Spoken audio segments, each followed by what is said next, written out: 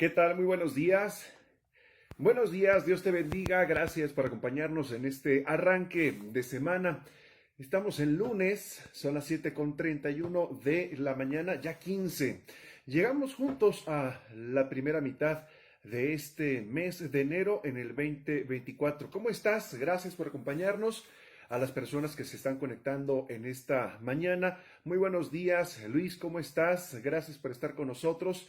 Te saluda el pastor Jorge Mendiola, a nombre del pastor Nicolás y su esposa Karina. Perla, ¿cómo estás? Gaby, muy buenos días. Esteban, gracias por acompañarnos. Que Dios bendiga su semana. 7:32. Vamos el día de hoy a concluir el capítulo 4 del libro de Nehemías. Vamos a estar desde el versículo 10 al 23, porque en un sentido bíblico, ¿qué significa el desánimo?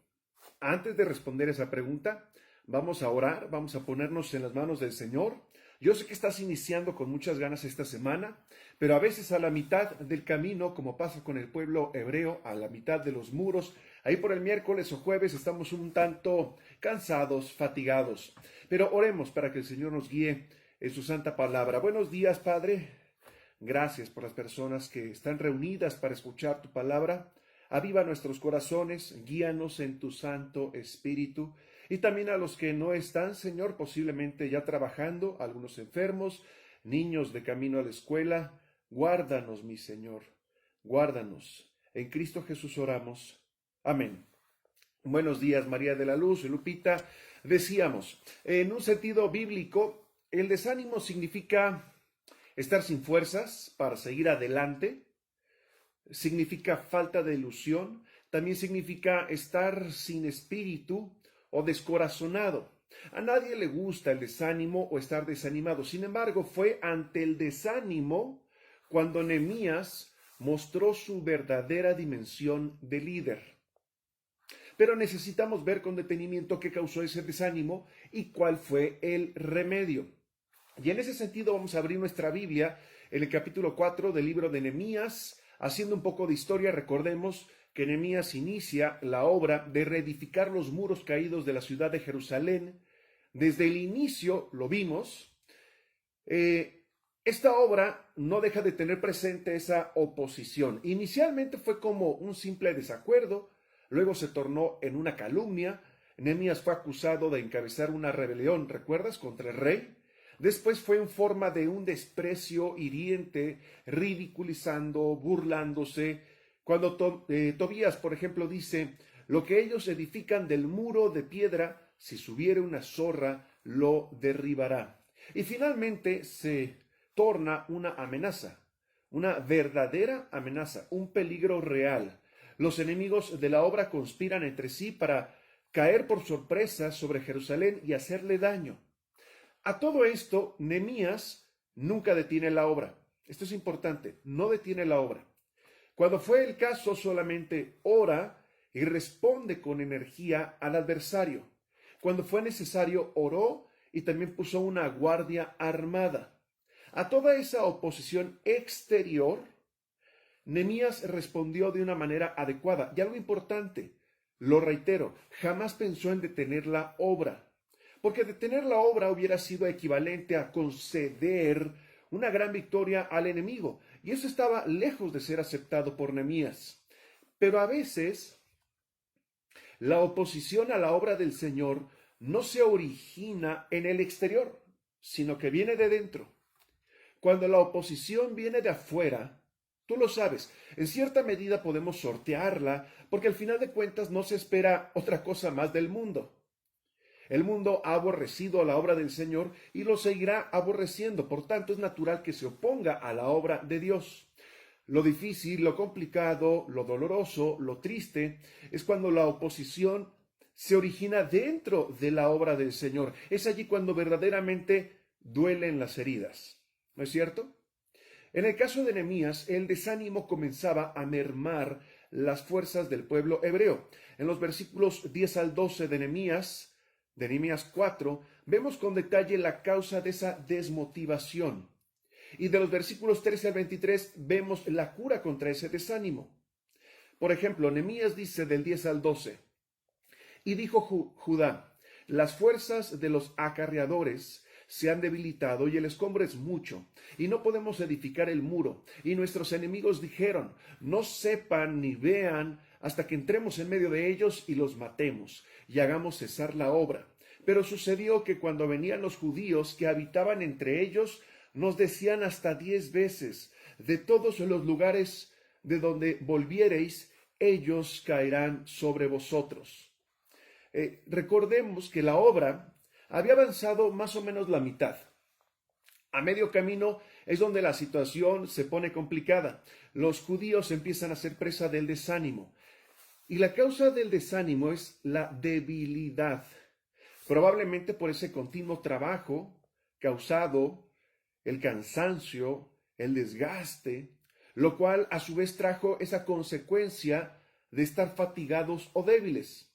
Porque el cansancio es un caldo de cultivo para el desánimo. Otra causa para el desánimo fue la pérdida de motivación adecuada. Ojo, la pérdida de una motivación adecuada. Los judíos dejaron de fijar su mirada en Jerusalén, con sus muros reedificaron y colocaron su mirada en los escombros. ¿Recuerdas el verso 10? Cada vez que nos fijamos en el problema, estamos en peligro de caer en desánimo.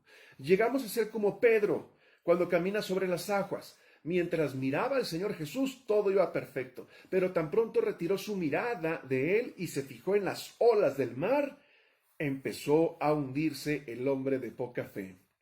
Otra causa para el desánimo fueron las amenazas de los enemigos de la obra. Sí, por un tiempo fueron capaces de vivir bajo la presión de la oposición, pero a la larga, los trabajadores, la oposición empezó a afectar negativamente la moral de los judíos.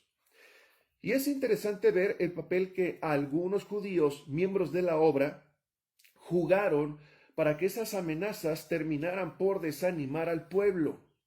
Dice el texto que estos judíos vinieron hasta 10 veces con sus noticias alarmistas sobre ese inminente ataque.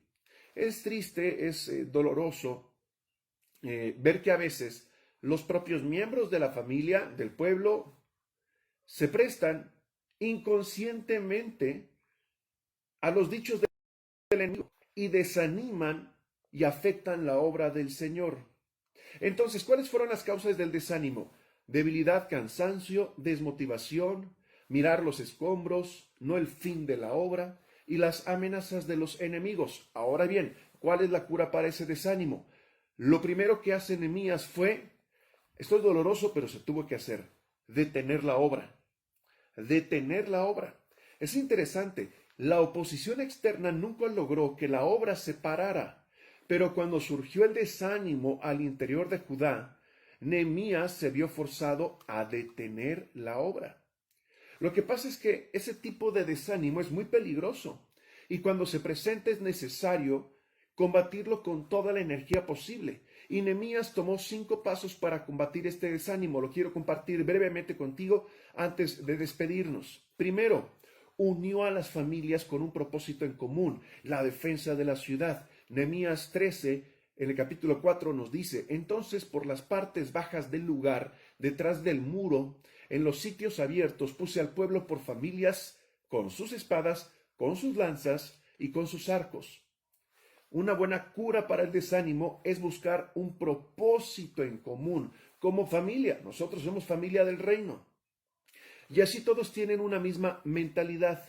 Aparte de tener una meta principal, necesitamos, dice la palabra, un mismo sentir. Y para Nehemías fue la defensa de la ciudad. Segundo, hizo que se fijaran en el Señor de la obra y no tanto en la obra del Señor, ¿se entiende? Se fijaran en el Señor de la obra, no tanto en la obra del Señor. Nehemías 14 nos dice, en ese capítulo, después miré y me levanté y dije a los nobles y a los oficiales y al resto del pueblo, no temáis delante de ellos, acordaos del Señor, grande y temible, y pelead por vuestros hermanos, por vuestros hijos y por vuestras hijas, por vuestras mujeres y por vuestras casas.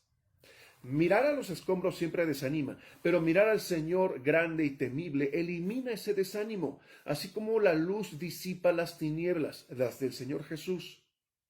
Tercero, introdujo cambios creativos. La oposición nos pone creativos. Del 15 al 18 dice, y cuando oyeron nuestros enemigos que los habíamos entendido y que Dios había desbaratado el consejo de ellos, nos volvimos todos al muro, cada uno a su tarea. Desde aquel día la mitad de mis siervos trabajaba en la obra y la otra mitad tenía lanzas, escudos, arcos y corazas. Y detrás de ellos estaban los jefes de toda la casa de Judá, los que edificaban en el muro, los que acarreaban y los que cargaban. Con una mano trabajaban en la obra y en la otra que tenían la espada, porque los que edificaban, cada uno tenía su espada ceñida en sus lomos, y así edificaban. Y el que tocaba la trompeta estaba junto a mí. Se pusieron creativos ante la amenaza.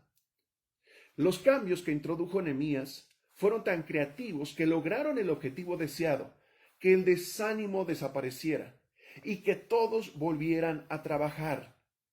Muchas veces, cuando nos encontramos desanimados, un cambio creativo puede devolvernos el ánimo para regresar a la obra de Dios. Lo que no tenemos que hacer es parar, detenernos y retroceder.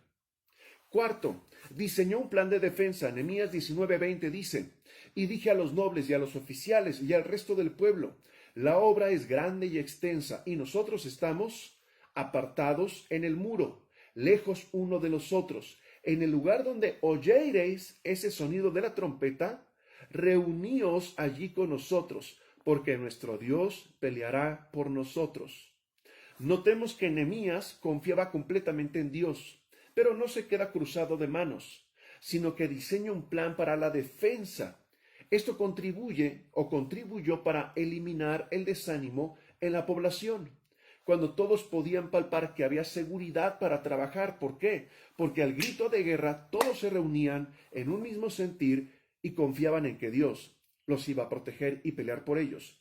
Quinto, buscó maneras para servir a los demás. Esto es importante hoy en día también. Del 21 al 23 cerramos el capítulo. Dice, nosotros pues trabajamos en la obra, y la mitad de ellos tenían lanzas desde la subida del alba hasta que salía las estrellas, hasta la noche. También dije entonces al pueblo, cada uno con su criado permanezca dentro de Jerusalén, y de noche, ya que vigilaron, protegieron, incluso pudieron pelear, de noche sirvan de centinela y de día en la obra. Y ni yo, ni mis hermanos, ni mis jóvenes, ni la gente de guardia, dice, que me seguía, nos quitamos nuestro vestido. Cada uno se desnudaba solamente para bañarse. Una de las terapias más efectivas para combatir el desánimo es enfocar la atención en el servicio a los demás, porque así se logra evitar el estarnos lamentando por nuestra situación o la autocompasión. Estamos creativos y ayudándonos unos a otros, llevando las cargas los unos de los otros. Entonces, ¿cómo combatió Nehemías el desánimo? Ante la burla y la amenaza, recurre a la oración, sin tener que hablar directamente con el enemigo. Segundo, frente al desánimo y al miedo, recordó de quién es la obra. Y eso tenemos que recordar tú y yo también, de quién es la obra de nuestra vida y seguir adelante. Buscó un propósito común, fijó su mirada en el Señor, introdujo cambios creativos, diseñó un plan de defensa y buscó maneras de servir a los demás. Que Dios nos ayude a luchar de esa misma manera contra el desánimo, porque el desánimo se va a presentar, sí o sí. El desgaste también, la fatiga, la oposición externa, interna, sobre todo la que viene del corazón. Así que fijemos nuestra mirada en Cristo, y sigamos adelante. Amén. Que Dios te bendiga. Gracias por acompañarnos. Que Dios bendiga tu semana, que guarde tu entrada y tu salida. Y si Dios lo permite, nos vemos en una próxima ocasión para seguir platicando, meditando, compartiendo la palabra de nuestro Señor. Amén. Nos vemos en una próxima ocasión.